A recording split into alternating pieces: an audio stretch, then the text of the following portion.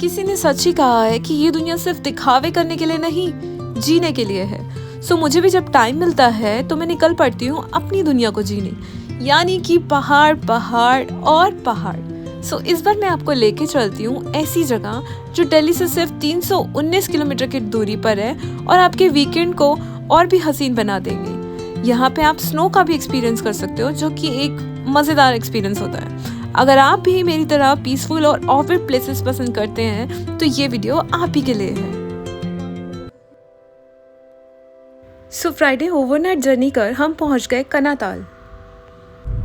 So I am about to reach Kanatal और यहाँ पे रिसेंटली स्नोफॉल हुआ है, जिसकी वजह से देखो बहुत सारी बर्फ है।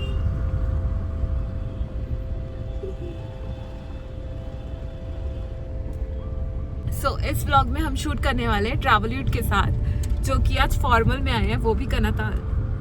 हाँ, फॉर्मल में आए हैं शादी अटेंड करके। और क्या, शादी अटेंड करके सीधा हम पहुंच गए कनाताल। शादी को किया बाय बाय और कनाताल के हाय हाय। सो मेरी शक्ल के तो बच गए हैं 12, क्योंकि हम आई थिंक 17 घंटे से नहीं सोए हैं। 24 घंटे 24 घंटे तो ये बोल रहा है 24 घंटे से नहीं सोए। देखो शक्ल के 12 बज गए हैं, पर ये अभी भी हैंडसम लग रहा है। हाउ जनता जो आप चाहती है। बाप द बिल्डर करके दिखाएंगे, हमें नहीं उठाना। बाप द बिल्डर, हाँ भाई हाँ। यहाँ आने के लिए आपके पास 2 रास्ते होंगे। आप एक देहरादून से आ सकते हैं, देहरादून से मसूरी, मसूरी से धनौल्टी, देन कनाताल।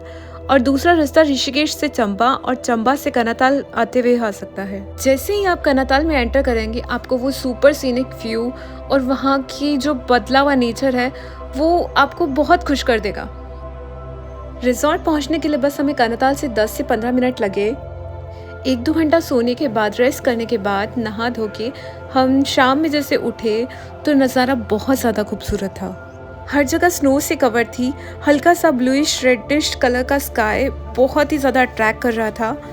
रात होने से पहले जो ये सनसेट व्यू होता है वो मेरे तो दिल के बहुत करीब है और मैं काफ़ी घंटे बस इसे देख के बिता सकती हूँ। लगता है कि इस पल में अब कुछ नहीं चाहिए, बस एक हाथ में चाय हो और बस ये नज़ारा देखते देखते मेरी पूरी रात ऐसे ही बीत जाए। कुछ देर बाद उठे तो रिजॉर्ट की तरफ आंखें गई और रिजॉर्ट ऐसा लग रहा था कि हम नेचर के बीच, सब कुछ ड्रीमी सा था।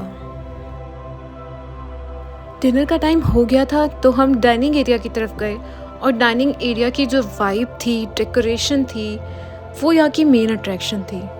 मतलब इतना बेसिक चीज़ों से इतना खूबसूरत बनाना और ज़रूरत की हर चीज़ होना वहाँ पे, ये भी एक कला से कम नहीं है।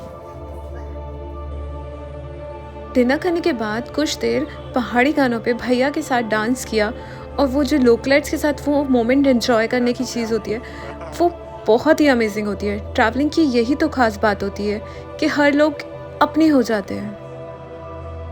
और ऐसे ही हमारा पहला दिन बीत गया और जो नए दिन की शुरुआत थी वो एक अलग ही सुकून लेकर आई। एक चाय और ये सुंदर वादियों में बैठकर अपनी चाय को एंजॉय करना, वो भी एक अलग तरह की फैंटेसी होती है। शहरों में हो तो हम बस बिज़ी दिन के साथ जल्दी जल्दी हर काम करते हैं, पर जो एक अलग बैठने में सुकून होता है, उन वादियों को एंजॉय करने में बिल्कुल खाली महसूस करते हैं, तो वो पल किसी भी चीज़ से कंपेयर नहीं किया जा सकता। और मैं उस मोमेंट को अपनी आँखों में बटोर कर हमेशा के लिए अपने साथ ले जाना चाहती थी। अगर आप भी मेरी तरह उस सुकून भरा ट्रैवल पसंद करते हैं तो आप शायद मेरे से कनेक्ट कर पा रहे होंगे। काफ़ी टाइम एक ही जगह पे बैठे रहना विदाउट डूइंग एनीथिंग, ना कहीं जाना हो और ना कोई काम हो, ना किसी की आवाज़ें सुनने को मिले, बस उस पल में सिर्फ मैं और मैं रहूं। जो हो गया उसे छोड़कर, पुराना भूल कर एक नया स्टार्ट करो और इस बार वो गलतियां ना करो जो पहले की थी। और इस मोमेंट में बस मैं यही चाहती थी कि इस टाइम को पूरी तरह जी लो।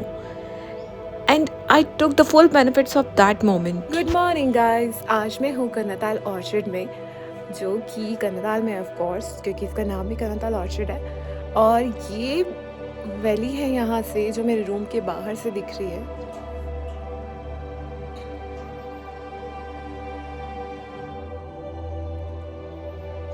And this is my room. अब मैं आपको यहाँ के रूम्स दिखाती हूँ, जो कि काफ़ी कंफर्टेबल होने के साथ साथ हाइजीनिक भी थे। ज़्यादातर यहाँ पे टेम्परेचर माइनस में रहता है, तो उसकी वजह से इन्होंने रूम्स में 2-2 हॉट बैग्स दिए हुए हैं ताकि आपको रात में ठंड ना लगे।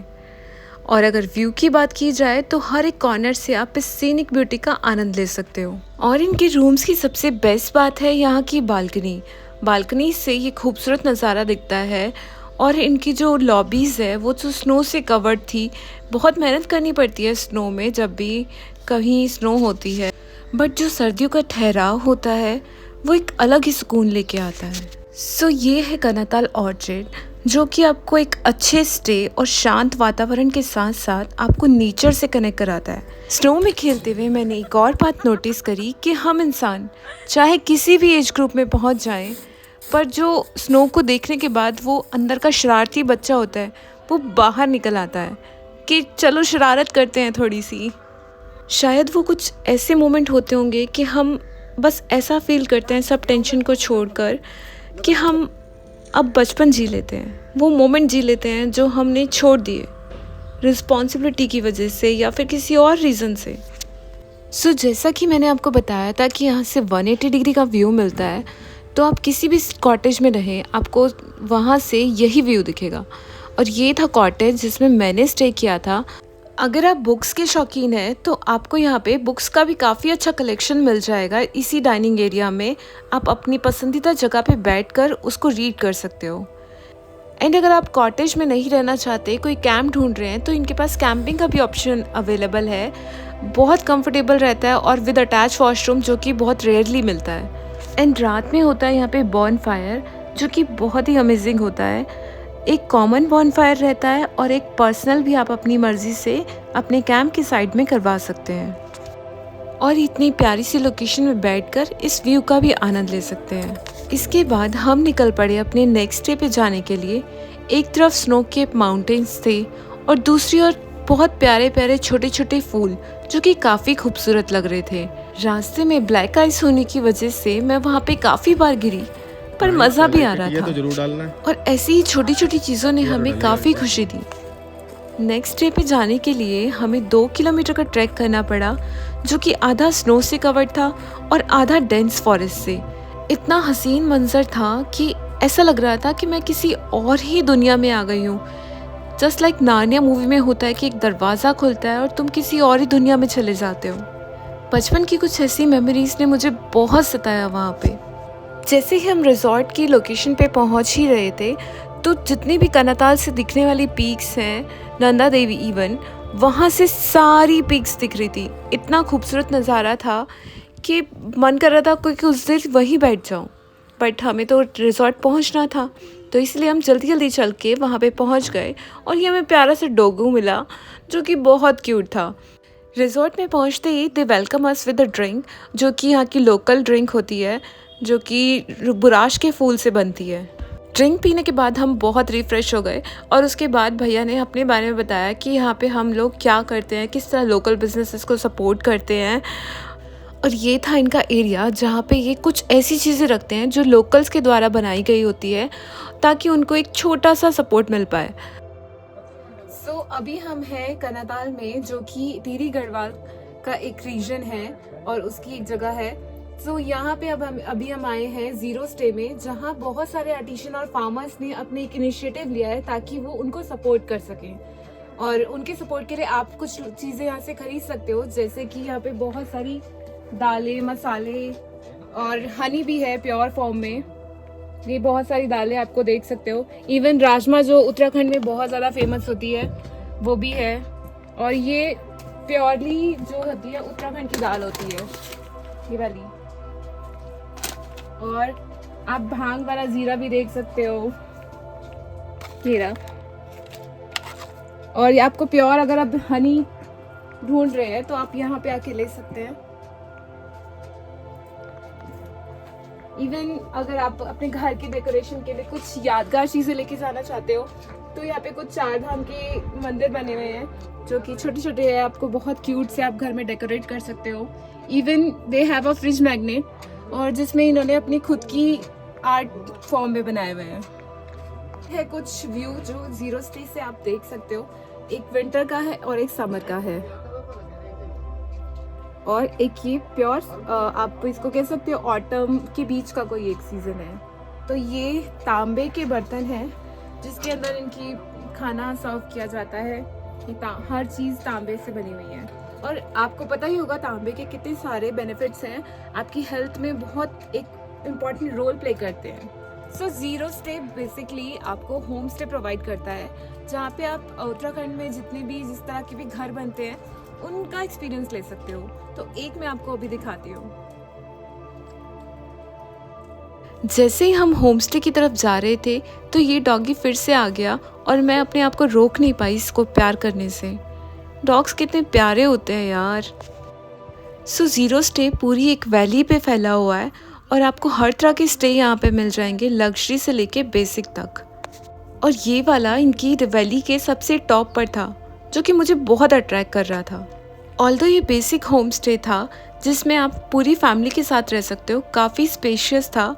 एंट्री करते ही आपको लगेगा कि आप किसी गांव के एक कच्चे घर में आके रहने लगे हैं। प्रॉपर्टी में अभी मैं हूँ, ये होम स्टे 70 से 80 साल पुराना है और एक्चुअल जो मिट्टी का काम होता है वो किया गया है। और जैसा कि मैंने आपको पहली वीडियो में भी बताया था कि इसमें क्या होता है, मिट्टी के लेप में ये सर्दियों में गर्म रहते हैं और गर्मियों में ठंडे रहते हैं, तो इसीलिए पहले ऐसा काम किया जाता था। और आज भी टेक्नोलॉजी यूज करके बहुत सारी कंट्रीज इस काम को दोबारा से कर रही है ताकि उन्हें कम चीजों में बहुत सारी चीजें मिल जाए और इको फ्रेंडली रहे। हर रूम में आपको प्राइवेट मचान भी मिल जाएगा जहाँ की विंडो से आप पीक्स को निहार सकते हो। सब कुछ ऑर्गेनिक तरीके से नेचर को प्रिजर्व करते हुए इन रूम्स को वैसा ही रखा गया है जैसा ये हुआ करते थे, with little bit changes in decoration. और जो व्यू होता है इन रूम्स के बाहर से वो इतना ज़्यादा मेस्मराइजिंग होता है, लगता है कि हम नेचर की गोद में ही आ गए हों। इतनी साफ हवा, खुला आसमान, ये हरे भरे पहाड़ और उसके साथ साथ स्नो, मैं अभी भी इमेजिन करती हूँ तो मुझे गूज़बम्स आने लगते हैं। सो जो ये वाली है, ये आपकी केदारनाथ वैली है, ये वाली। एंड देन ये पे त्रिशूल है और यहाँ पे कहीं ये वाली चौखंबा है। हर एक होमस्टे के बाहर एक एरिया है जहाँ पे आप बॉनफायर करते हुए अपने दोस्तों के साथ एंजॉय कर सकते हो। और ऐसे ही हमने अपना पूरा दिन स्पेंड किया इन खूबसूरत वादियों में। कुछ ख़रीदा भी जो कि घर ले जा सकते थे और साथ में लेके आए वो सुकून, वो वाइब जो कि हमारे अंदर थी। कौन चाहता है इतनी खूबसूरत वादियों में से वापस आना, पर क्या करें, मजबूरी है यार। तो ऐसे ही हम निकल पड़े वहाँ से दिन स्पेंड करने के बाद अपने फर्स्ट रिजॉर्ट की तरफ, ताकि हम वहाँ जाके खाना खा सकें। और यहाँ पे सब कुछ जल्दी जल्दी बंद हो जाता है तो आप टाइमली सब कुछ कर लीजिएगा, अदरवाइज़ आपको बहुत दिक्कत होने वाली है। 8 बजे के करीब पूरी मार्केट बंद हो जाती है तो आप उसी अकॉर्डिंग अपने आप देख लीजिएगा और डिनर पहले टाइम पे कर लीजिएगा। जाते जाते एक बार मैं आपको ये व्यू दिखाती हूँ।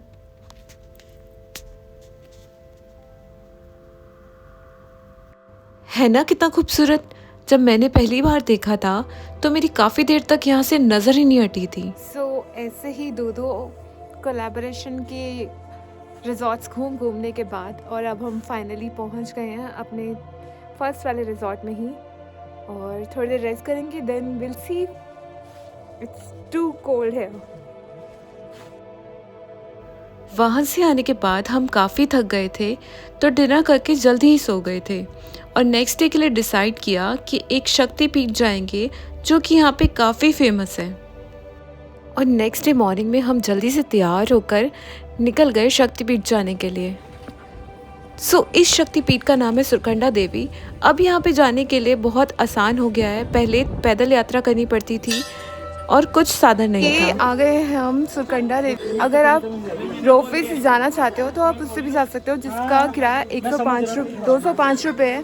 और हमने 2 जनों के लिए टिकट तो 409 विद टैक्सेस। और यहाँ से आप अपनी टिकट बुक कर सकते हैं और इनके पास ऑनलाइन पेमेंट का भी ऑप्शन है। हम पैदल नहीं जाना चाहते थे क्योंकि हमें वो रोपवे से एरियल व्यू देखना था। टिकट लेने के बाद हम बैठ गए अपनी रोपवे राइड के लिए, जिसको उड़न खटोला भी कहते हैं। बचपन में मुझे याद है जब भी हम हरिद्वार जाते थे तो मम्मी पापा इसी राइड से हमें लेके जाते थे मनसा देवी मंदिर के दर्शन के लिए। बचपन में तो काफ़ी डर लगता था, पर इस बार ऐसा कुछ नहीं लगा। हो सकता है ये वैसा ही है कि जब भी हम कोई चीज़ पहली बार करते हैं उसमें शुरुआत में डर ही लगता है। बड़ा शॉर्टकट ले लिया उन्होंने। वो कैसे? इसमें 2 शॉर्टकट्स है, तो ये वाला जो ले लिया इन्होंने, दूसरा एक और शॉर्टकट है। कौन सा? पैर फिसलने वाला, पैर फिसलने वाला शॉर्टकट। बट हमने भी एक और शॉर्टकट ले लिया, इसमें हमने पैसे भरे। हम फ्री वाला नहीं ले सकते, हम हमें बहुत कुछ करना है। फ्री वाले का नुकसान है। कुछ लोग ऐसे शॉर्टकट लेके आ रहे थे जिससे लाइफ पूरी रिस्क पे जा सकती है, तो प्लीज़ ऐसा कुछ ना कीजिए क्योंकि फैमिली वेट कर रही होती है घर पर। सो ट्रॉली से उतर के अब हम जा रहे हैं मंदिर की ओर। कुछ 5 to 10 मिनट्स की राइड के बाद हम पहुंच गए मंदिर पे और दूर से ही मंदिर दिखाई देने लगा था।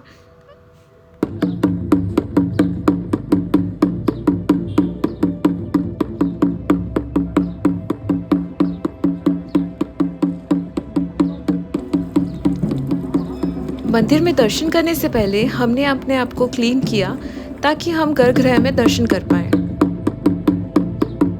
मंदिर के अंदर से तो शूट नहीं कर पाई क्योंकि कैमरा अलाउ नहीं है अंदर, और कृपया आप भी उन नियमों का पालन कीजिएगा ताकि किसी को कोई दिक्कत ना हो।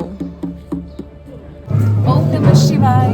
तो मैं हूँ अभी सती माता के मंदिर में, जो कि है सुरकंडा देवी टेम्पल। जब विष्णु जी ने सुदर्शन चक्र चलाया था तो माता के जो शरीर के अंग थे उनको 51 टुकड़ों में विभाजित कर दिया गया था, और जो पहला अंश था वो यहाँ गिरा था, जो कि माता सती माता का सर था, और उसी से उसका नाम सुरकंडा देवी टेम्पल पड़ा। माता से आशीर्वाद लेके हम शिवजी जी पे जल चढ़ाने गए, और उसके बाद जो हमें एक अलग सा अनुभव हो रहा था, मैं अभी भी वो बता नहीं सकती कि वो क्या था, पर शायद वो हवा का जादू था या फिर वो मंदिर की शक्ति थी। कितना अद्भुत होता है ना कि इतने ऊंचे ऊंचे पहाड़ पर जो सबसे ऊंची चोटी होती है, वहीं पे जाके कोई एक ऐसा मंदिर होता है जो आउट ऑफ द वर्ल्ड लगता है। वहाँ जाके सब अंदर से खाली हो जाता है, जो शांति हम ढूंढ रहे होते हैं वहाँ जाके वो शांति मिल पाती है। तो मुझे भी कुछ ऐसा ही लगा। और एक और ख़ास बात है इस मंदिर की कि आप दिल्ली से इतने पास आकर यहाँ से नंदा देवी पीक्स देख सकते हो। और इस प्यारे से अद्भुत अनुभव के साथ हम वापसी की ओर लौट पड़े, और यहाँ से हमने जो जैसा सोचा था कि हम ट्रॉली में नीचे जाते हुए एरियल व्यू एंजॉय करेंगे, और ऐसा हुआ भी। तो उन पीक्स को देखते हुए हम नीचे उतर गए और अपना दिल्ली के लिए जर्नी वापस स्टार्ट करी। सो गाइस, इस व्लॉग में इतना ही था। मिलते हैं नेक्स्ट व्लॉग में, तब तक के लिए गुड बाय, और ऐसे ही सपोर्ट करते रहिएगा। हर हर महादेव।